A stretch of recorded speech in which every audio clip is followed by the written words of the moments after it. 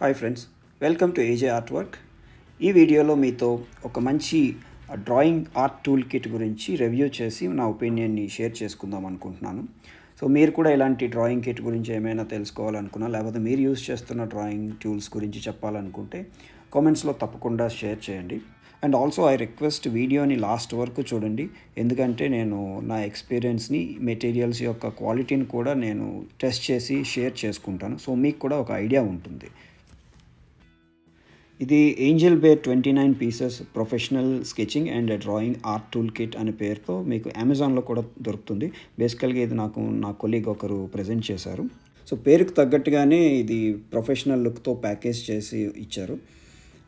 పోర్టబిలిటీకి ఈజీగా ఉంటుంది. సో మీరు ఎక్కడికైనా ట్రావెల్ చేసినా క్యారీ చేసుకోవడానికి చాలా ఈజీగా ఉంటుందన్నమాట.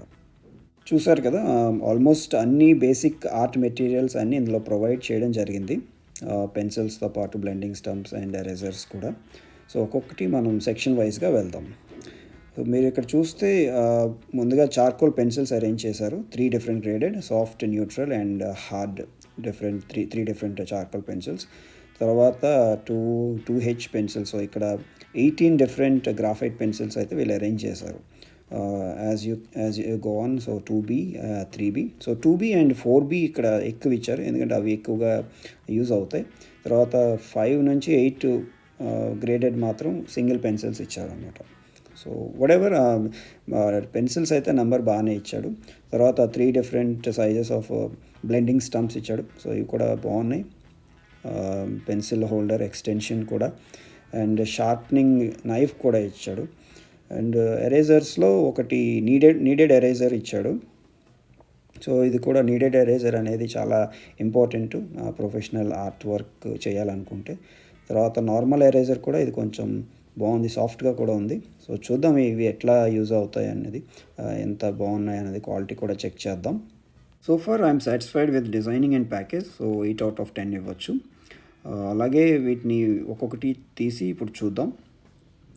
సో ముందుగా చార్కోల్ పెన్సిల్స్ చెక్ చేద్దాం. వాటిని షార్పెన్ చేసి వుడ్ మెటీరియల్ ఎలా ఉంది, వాటి యొక్క షార్పెనింగ్ ఎబిలిటీ ఎలా ఉంది అన్నది మనం టెస్ట్ చేద్దాం. సో ఇక్కడ డిజైనింగ్ అయితే బాగుంది. పెన్సిల్ హోల్డింగ్కి, గ్రిప్కి అయితే హెక్సాగనల్ షేప్లో ఇచ్చారు.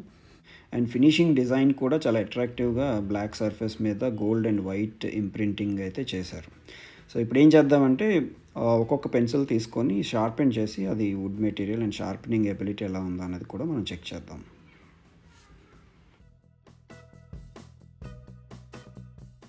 ఈ పెన్సిల్స్ని షార్పెన్ చేయడం కోసం అప్సరా టైడీ అప్ లాంగ్ షార్ప్నర్ని నేను యూజ్ చేస్తున్నాను.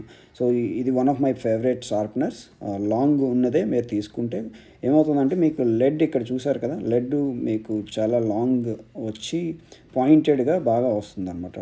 సో నాకు కన్వీనియంట్గా అనిపించింది. అండ్ ఈవెన్ మీరు ఇప్పుడు ఈ పెన్సిల్ని మీరు చూసినా కూడా చార్కోల్ పెన్సిల్స్ ఇప్పటి వరకు అయితే వుడ్ మెటీరియల్ బాగానే ఉంది అనిపించింది.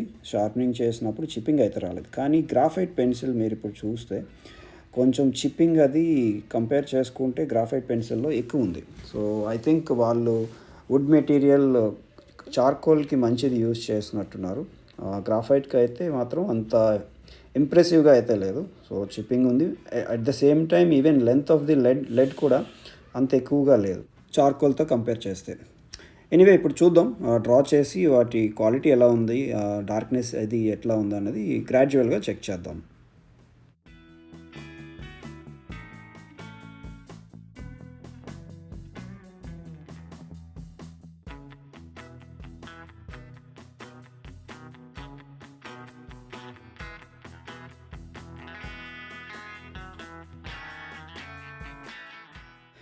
యా, క్లియర్ డిఫరెన్స్ అయితే ఉంది. సో ముందుగా చార్కోల్ పెన్సిల్స్ చేశాను కదా, so soft, neutral and hard check చేస్తున్నప్పుడు సాఫ్ట్ కొంచెం డార్క్ అని ఉన్నా కూడా ఆ ఫీల్ మాత్రం అంత సాఫ్ట్గా అయితే అనిపించలేదు, కొంచెం హార్డ్గానే అనిపించింది. గ్రాఫైట్కి వచ్చేటప్పటికి మాత్రం గ్రాడ్యువల్గా ఇంక్రీజ్ అయ్యే కొద్దీ సాఫ్ట్నెస్ అయితే చాలా ఫీల్ బాగా అనిపించింది. సో 2H నుంచి HBB యూజ్ చేసే కొద్దీ డార్క్నెస్తో పాటు షేడ్ చేసేటప్పుడు చాలా స్మూత్గా బ్లెండింగ్ అది బాగా అనిపించింది అనమాట. సో మీరు ఒకటి అబ్జర్వ్ చేసి ఉండాలి, 7 అండ్ 8 చాలా డార్క్ వచ్చిందంటే నేను యూజ్ చేసిన బ్యాక్గ్రౌండ్ పేపర్ కూడా ఇంపార్టెంట్. సో నేను నార్మల్ వైట్ షీట్ యూజ్ చేశాను. సో చూద్దాం బ్లెండింగ్ ఎలా అవుతుంది అన్నది దీనిపైన. సో మీరు చూస్తున్నట్టుగా సాఫ్ట్ అంత ఎక్కువగా ఈజీ స్ప్రెడ్డింగ్ అయితే ఏం అనిపించలేదు నాకు. సో యాజ్ ముందుగా చెప్పినట్టు పెన్సిల్తో వేసేటప్పుడు కూడా స్మూత్ స్ప్రెడ్డింగ్ అయితే లేదు. సో కొంచెం హార్డ్గానే అనిపించింది. ఇంకా సాఫ్ట్ అలా ఉన్నప్పుడు న్యూట్రల్ అండ్ హార్డ్ ఎట్లా ఉంటాయన్నది మీరు యూస్ చేసుకొని ట్రై చేయొచ్చు.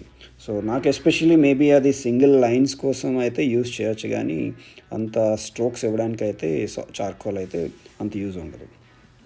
ఇక గ్రాఫైట్ పెన్సిల్స్కి వచ్చేసప్పటికైతే బెటర్గానే స్మజ్జింగ్ అది బాగుంది.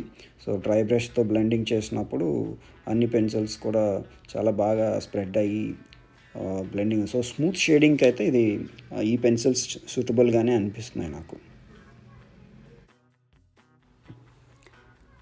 నెక్స్ట్ ఇప్పుడు అబ్జార్బెన్సీ టెస్ట్ చూద్దాం.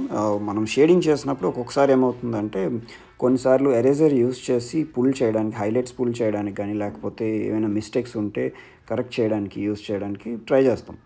సో అలాంటప్పుడు నీడబుల్ ఎరేజర్ చాలా యూస్ఫుల్ అవుతుంది కాబట్టి థిన్ లైన్స్ కోసం కానీ ఇలా హైలైట్స్ పుల్ చేయడం కోసం కానీ చూసినప్పుడు ఇక్కడ ఆల్రెడీ నా దగ్గర ఉన్న నీడబుల్ ఎరేజర్తోనే నేను టెస్ట్ చేస్తున్నాను. సో చూస్తుంటే బాగానే ఉన్నట్టు అనిపిస్తుంది. సో ఎరేజర్కి అయితే అబ్జార్బెన్సీ బాగానే ఉంది, మరీ అంత డార్క్గా బ్యాక్గ్రౌండ్ అయితే స్టిక్ అయిపోయి లేదు పేపర్కి. సో నీడబుల్ ఎరేజర్తో అయితే బాగానే ఉంది. ఇప్పటివరకు పెన్సిల్స్ పర్ఫార్మెన్స్ అయితే సాటిస్ఫైయింగ్గానే అనిపించింది. సో షేడింగ్ కానీ వాటి ఎరేజర్తో పుల్ చేసినప్పుడు కానీ చాలా కంఫర్టబుల్గా అనిపించింది. సో పెన్సిల్స్ అయితే నాకైతే నచ్చాయి.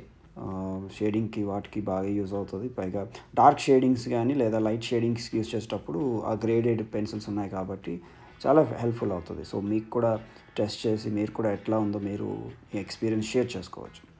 సో ఇప్పుడు ఏం చేద్దామంటే ఈ సాఫ్ట్ ఎరేజర్ ఈ కిట్తో పాటు వచ్చింది కదా, సో దీని క్యాపబిలిటీ ఏంటన్నది కూడా మనం టెస్ట్ చేద్దాం అన్నమాట. సో హోల్డింగ్కి గ్రిప్ అయితే చాలా సాఫ్ట్గా అనిపించింది. సో చూద్దాం, ఇది కూడా బాగానే ఎరేజ్ అవుతుంది, చూస్తున్నారు కదా. సో చాలా బాగుంది. ఈవెన్ హై గ్రేడెడ్ షేడ్ కూడా ఎరేజ్ చేస్తూ ఉంటే కింద కింద బ్యాక్గ్రౌండ్ మాత్రం కంప్లీట్ వైట్గా వస్తుంది, ఎలాంటి ట్రేసెస్ కానీ లీవ్ చేయకుండా చాలా బాగుంది. అట్ ద సేమ్ టైం మళ్ళీ ఎరేజ్ చేసినప్పుడు ఎరేజర్ క్లీనింగ్ కూడా ఈజీ అవుతుంది. సో కొన్ని ఎరేజర్స్ ఏమవుతాయంటే మనం ఎంత క్లీన్ చేసినా కూడా డస్ట్ అనేది స్టిక్ అయిపోయి క్లీన్ అవ్వదు. బట్ ఇది చాలా అమేజింగ్గా ఉంది, నాకైతే ఇది నచ్చేసింది. సో ఇది ఫ్రెండ్స్, ఇది నా రివ్యూ. సో ఓవరాల్గా చూసుకుంటే బాగానే అనిపించింది. సో మీకు బడ్జెట్లో 799కి అమెజాన్లో దొరుకుతుంది ఇది. మిగతా బ్రాండెడ్ డ్రాయింగ్ కిట్స్ కన్నా ఇది కూడా వాటితో కంపీట్ చేసి పర్ఫార్మెన్స్ అయితే ఇవ్వగలదు. సో నేను కూడా చాలా డ్రాయింగ్స్ వేశాను. సో మీకు నచ్చిందని అనుకుంటున్నాను. సో నచ్చితే లైక్ చేసి షేర్ చేయండి, కామెంట్ కూడా పెట్టండి ఆల్గోరిథం కోసం. Thank you.